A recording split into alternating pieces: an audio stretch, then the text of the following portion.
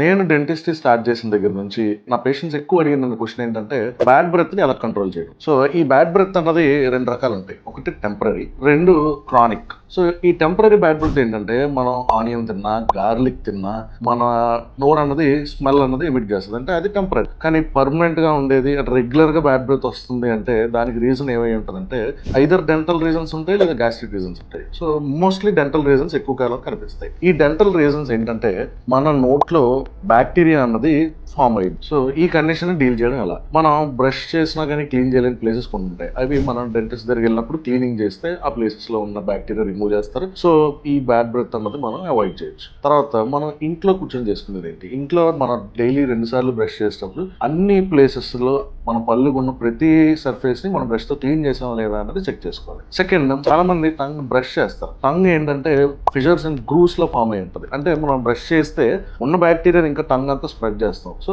Tongue brush చేయడం కాదు, tongue ని స్క్రేప్ చేయాలి. స్క్రేప్ చేయడానికి షార్ప్ టంగ్ క్లీనర్స్ వాడకుండా plastic are bronze, so blunt గా ఉన్న ఎనీ స్క్రేపర్ టంగ్ క్లీనర్ ని వాడి మనం టంగ్ క్లీన్ చేసుకోవాలి. సో ఇలా చేసుకోవడం వల్ల క్రానిక్ గా ఉన్న మన బ్యాడ్ బ్రెత్ అనే ప్రాబ్లం అవాయిడ్ అవుద్ది.